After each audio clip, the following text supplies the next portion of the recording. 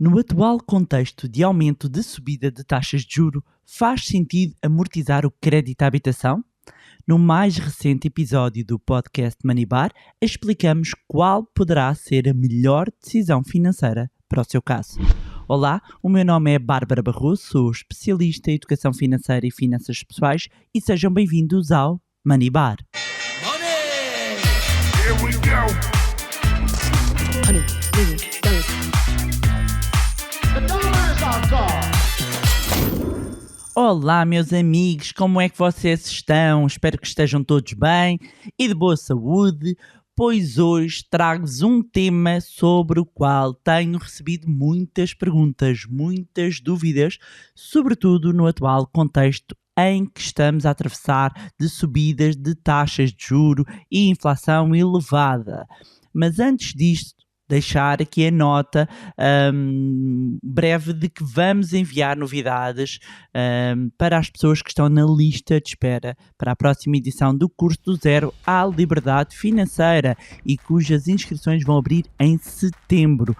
Para quem não sabe do que eu estou a falar, é o curso de finanças pessoais mais completo que alguma vez desenvolvi, que já ajudou centenas de pessoas a mudarem a sua relação com o dinheiro, a mudarem as suas finanças pessoais, a começarem a planear, a investirem as suas poupanças, a conseguirem poupar, a organizar melhor as suas finanças pessoais. Por isso, não se esqueçam de se inscrever na lista de espera, vão encontrar o link na descrição para receberem toda a informação que vamos enviar, ok? Então vamos ao tema de hoje. Amortizar o crédito à habitação. Será agora uma boa altura? Para quem tem aqui algum dinheiro extra, algum dinheiro de parte, algum dinheiro parado no banco ou mais, será que faz sentido? Então vamos aqui por partes. Nós estamos a atravessar um momento e que eu tenho vindo a falar muito de subida de taxas de juros. As taxas de juros estão a subir e isto significa que a prestação da casa fica mais cara, ou seja, o custo do dinheiro está mais elevado. E quando nós falamos de amortizar dívida, amortizar o empréstimo da casa, amortizar um crédito de habitação, isto significa pagar uma parte ou a totalidade do empréstimo, porque podemos fazer amortizações totais ou parciais. E assim, não só reduzir o montante em dívida, como conseguir baixar a prestação ao banco e até mesmo o valor de juros pagos à instituição financeira. Isto porque quando nós pedimos dinheiro emprestado, nós temos que devolver ao banco o montante que ele nos emprestou acrescido de juros. Portanto, quando nós estamos a pagar a prestação de uma casa, a prestação mensal que nós estamos a pagar, o que é que está ali incluído naquele montante? Uma parte é para a amortização de capital e outra para o pagamento de juros.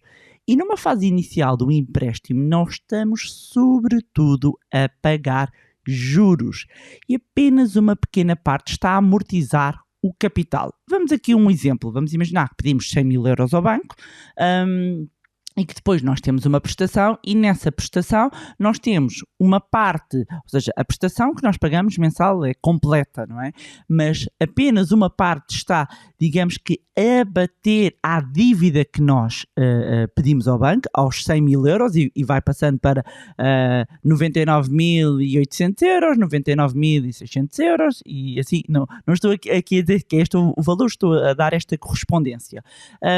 Mas numa fase inicial, se calhar não passamos logo, apesar de serem, imaginemos, 200 euros de prestação, não estamos a falar que passamos de uma dívida de 100 mil euros para 99.800. Não, se calhar ainda estamos ali numa fase em que temos uma dívida de 99.950, ou seja, se calhar temos ali uma parte em que só 50 euros é que podem estar a amortizar o capital e os restantes 150 para pagamento de juros. Não estou a ser aqui rigorosa nos montantes, é só para entender aqui o conceito.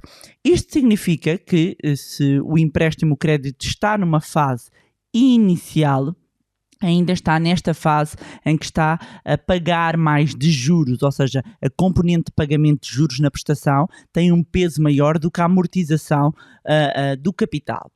Quando nós falamos em amortização ou reembolso total ou parcial, dizer que pode ser feito a qualquer momento. Aqui o ponto que é importante ter atenção é que a data tem de coincidir com o pagamento de uma prestação e temos que informar ao banco que vamos fazer. Por exemplo, eu decido que vou pagar uma parcela do meu empréstimo, que era bater ao meu crédito 20 mil euros, 10 mil euros, 50 mil euros, independentemente do valor. Eu tenho esse valor e quero amortizar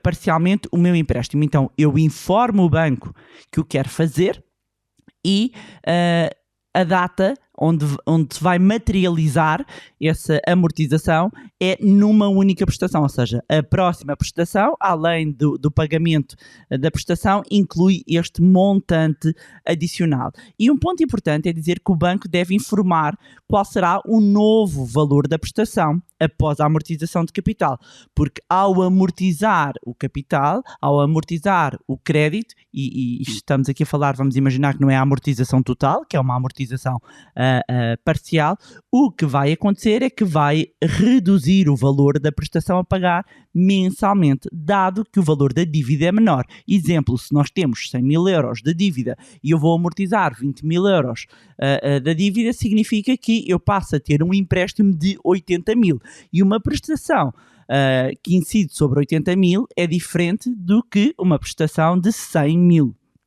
Os clientes ou as pessoas podem optar também aqui pela alteração, existe muito esta dúvida às vezes também, que é, ok, então, mas eu vou amortizar o capital e baixa-me a prestação, ou eu mantenho o valor da prestação e retiro anos, ou seja, em vez de pagar o empréstimo, por exemplo, em 20 anos, vou pagar em 10.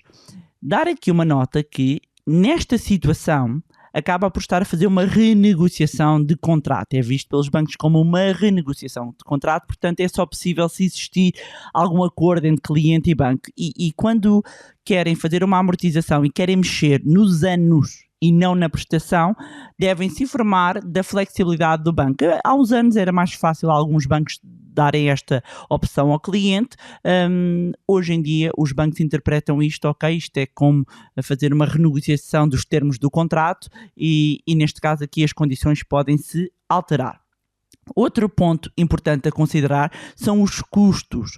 Quando nós vamos fazer uma amortização do empréstimo da casa, tem de pagar ao banco uma comissão de reembolso, a não ser que o contrato preveja aqui algum tipo de isenção. E estes limites máximos, existem limites, existem tetos para as comissões a cobrar no crédito à habitação e estes limites estão definidos por lei. E quais é que são estes limites? Eles variam conforme o tipo de taxa de juros que nós temos contratada, seja uma taxa de juros variável ou se é uma taxa de juros fixa. Se a taxa de juros que nós temos contratado no nosso crédito à habitação é variável, o máximo de comissão de amortização que pode ser cobrada é de 0,5% do capital a amortizar.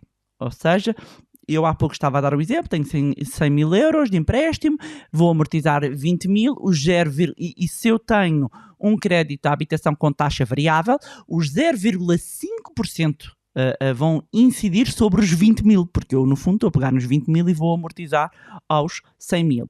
Se, por outro lado, nestas mesmas condições, estes mesmos valores, mas se em vez de ser a taxa variável, o crédito à habitação for a taxa fixa, o limite é diferente. Estamos a falar de uma comissão de 2%. E neste caso, os 2% iriam incidir sobre os 20 mil euros de capital amortizado. Estou a usar os 20 mil euros como exemplo. Vocês não há um montante. Vocês podem amortizar o crédito à habitação com o valor que entenderem. Deixar também aqui outra nota, que é ter atenção às despesas adicionais que às vezes podem ser cobradas. Uma coisa é a comissão de amortização, não é? Outra coisa são outras despesas, comissões processuais, às vezes notários, conforme seja uma amortização total ou parcial, portanto informarem-se dos custos que o vosso banco, porque isto varia de instituição para instituição, estes adicionais, atenção, porque os limites por lei estão definidos por lei. Okay? Estes 0,5% de comissão de amortização antecipada para taxa variável e 2% para taxa fixa estão definidos por lei. E quanto é que eu posso, no fundo, conseguir poupar por amortizar um crédito de habitação? Não é? Usando aqui a expressão do the math, é fazer as contas. Uma vez que depende do montante que ainda tem em dívida, depende do valor que vai utilizar para a amortização, não é? Do tipo de taxa de juros, já percebeu? Portanto, antes de decidir e tomar esta decisão de fazer uma amortização, um reembolso antecipado, é fazer as contas e perceber quanto é que isto vai significar de descida de prestação, se compensa o montante que está a amortizar ou se mais vale juntar, ou seja, eu costumo usar esta expressão que é fazer bolinho e se calhar fazer uma amortização em vez de ser agora esperar mais 6 meses, 1 ano, o que for, o que fizer sentido para vocês, porque vocês conseguem ter ali mais um montante significativo, mas só fazendo as contas. Tem de se fazer as contas. Se tivéssemos que enumerar aqui um conjunto de vantagens e desvantagens para a amortização antecipada de crédito, no campo das vantagens, o que é que nós temos? Primeiro de tudo, temos um menor nível de endividamento, porque se eu tenho uma dívida, e isto aplica-se quer seja a amortização, nós estamos aqui a centrar no crédito de habitação, mas se fosse outro empréstimo, o facto de eu abater a dívida, amortizar a dívida, eu estou a reduzir o peso do endividamento na minha vida. E isto enlinka com a vantagem, com a segunda vantagem, que é a redução da taxa de esforço. Portanto, a taxa de esforço corresponde ao peso que a soma de todas as prestações de créditos, todas as prestações que temos no nosso rendimento e, portanto, se eu tenho uma menor prestação, se a prestação se reduz, significa que a minha taxa de esforço também alivia. E dizer que quando nós amortizamos existem outras despesas associadas, inclusivamente o próprio seguro de vida, porque se o seguro de vida for daqueles que ajusta em função do montante, ajusta de forma automática em função do montante em dívida, também vamos pagar menos. Há aqui a questão das comissões. Se a amortização for total, a poupança ainda é maior, não é? Portanto, os outros custos associados deixam de existir. Outra vantagem tem a ver com a folga orçamental, não é? Passamos a ter aqui, com menos endividamento, com uma descida da prestação, nós temos mais margem, respira-se, há aqui um bocadinho uma maior liberdade dentro do orçamento da família. Isto liga também com a quarta vantagem, que é aumenta-nos a capacidade de poupança. Se calhar, por muito que já tínhamos feito alguns ajustes no nosso orçamento, não encontramos aqui mais margem para aumentar a nossa capacidade de poupança, sendo que existem outras formas, e eu tenho vindo a explicar não só no podcast, como eu explico também aos meus alunos as várias formas que nós temos de aumentar a nossa poupança, mas claramente que reduzindo aqui o peso da dívida, baixando o peso da prestação no nosso orçamento, nós estamos também aqui a aumentar a nossa capacidade de poupar e, consequentemente, investir. Se, por um lado, estas são as vantagens, as desvantagens são, primeiro, o pagamento de comissões, porque, como foi referido e como eu referi, ao amortizar um crédito tem que pagar comissões, as comissões de reembolso antecipado, e como é uma percentagem do valor a amortizar, quanto mais amortiza, não é? Mais terá de pagar. No caso de outros créditos, volto a dizer, nós estamos a centrar-nos aqui no crédito à habitação, os valores acabam por variar de instituição para instituição. Outro ponto no campo dos contras ou das desvantagens tem a ver com o poder perder condições noutros produtos financeiros, porque na venda de produtos cruzados, portanto, no crédito à habitação há muito cross-selling, chamado cross-selling, venda de produtos cruzados, implica ter acesso a algumas condições especiais de alguns produtos ou até produtos financeiros. Imaginando uma amortização, neste caso total, poderá deixar de ter acesso a algumas situações vantajosas por deixar de ter o crédito naquele banco, porque se faz uma amortização, neste caso total, deixa de ter o empréstimo. Depois, outra desvantagem que pode ocorrer, sobretudo para quem tenha um empréstimo anterior a 31 de dezembro de 2011, e os empréstimos contraídos até essa data ainda tinham e ainda têm direito à dedução dos benefícios fiscais para efeitos de IRS de 15% dos juros a pagar com a dedução do limite até 296, e se amortizar totalmente deixa de ter esse benefício. E por fim, a última desvantagem pode estar relacionada aqui com o custo de oportunidade noutros investimentos, ou seja, a possibilidade que deixamos de ter de colocar dinheiro, por exemplo, em investimentos que possam render mais do que o custo da amortização, e se nós estamos a canalizar este dinheiro para a amortização, não estamos a aproveitar do outro lado. Estes são os prós e contras. E esta hora, mas Bárbara, já percebiste tudo? Mas compensa ou não compensa? O que é que eu faço? Concluindo e respondendo aqui ao tema. Primeiro ponto, se já tem fundo de emergência, e este é muito importante, se não tem fundo de emergência, a primeira coisa que vai fazer é constituir o seu fundo de emergência com esse dinheiro extra que está na dúvida se, ou esse dinheiro parado, se amortiza ou se não amortiza. Então, para isso, temos fundo de emergência em primeiro lugar. Se não prevê necessitar de dinheiro a curto prazo para algo, optar pela amortização de alguns créditos pode ser muito benéfica, e pode ser muito benéfica sobretudo neste cenário atual, porque nós temos o quê? Nós estamos aqui perante um momento de incerteza, um cenário de possível recessão, nós temos subida de juros e temos uma inflação elevada. Daí que há pouco a desvantagem que eu falava em termos de custo de oportunidade, a questão é com uma inflação acima de 8%, onde é que eu vou colocar o meu dinheiro para conseguir uma rentabilidade que supere o valor da inflação? Posso conseguir, mas tenho de tomar muito risco. E perante este cenário e perante esta incerteza, então, reduzir o nível de endividamento para muitas famílias, e obviamente que nada é uma verdade absoluta, mas perante este cenário para muita gente pode efetivamente ser mais vantajoso, deixando a nota que acaba sempre por ter também aqui, imaginando que canaliza esse montante para a amortização, vai reduzir, está-se a antecipar aqui ao momento de subida de taxas de juros, está a reduzir o peso do endividamento e convém depois poupar essa diferença, poupar e investir. Mas tem sempre aqui de margem o refinanciamento através da hipoteca.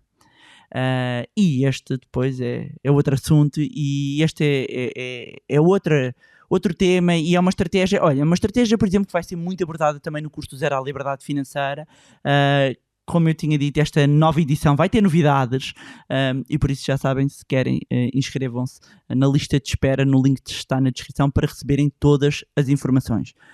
Bottom line, e concluindo, fazer obviamente as contas, mas perante o cenário atual, a meu ver, faz muito sentido para muitas famílias. Têm sempre que fazer as contas, não é? Bárbara, agora disse aqui vou eu. Calma. Façam as contas. Nem que tenham pedir ajuda, façam simulações, peçam as simulações no banco, mas o cenário que nós temos vai ser, e perspectivando o que possa ir vir, entre ter o dinheiro parado ou reduzir o nível de endividamento e aproveitar depois a poupança, porque eu tenho a prestação da casa, vou reduzir a prestação da casa, o que é que eu faço com esse dinheiro? Eu poupo, senhores, eu poupo e invisto. Portanto, isto é quase que circular. Percebem? Eu posso pego neste dinheiro ou vou investir, ou pego neste dinheiro e amortizo, eu pego neste dinheiro, amortizo, e com a poupança conseguida eu pego nessa poupança e invisto. Eu estou a libertar também capital e a reduzir o meu nível de endividamento. Portanto, para quem está numa situação destas, faça as contas e equacione este cenário, porque de facto para muitos orçamentos isto pode ser benéfico. E pronto, era isto que tinha para vos trazer em mais um magnífico episódio do fantástico podcast Money Bar. Lá está, já sabem, podem se inscrever na lista de espera do curso, cujo link está na descrição. Podem continuar a acompanhar-nos nas nossas redes sociais, Facebook, Instagram, entrar no nosso grupo do Telegram. Não se esqueçam de subscrever a nossa newsletter, também tem aqui o link na descrição. E mais uma vez, não se esqueçam também de subscrever o podcast onde estiverem a ouvir. Se gostaram do conteúdo e acham que vai ser útil a outras pessoas, partilhem, sejam agentes de influência positiva. E quanto a nós, encontramos no próximo Money Bar. Money! Here we go. 100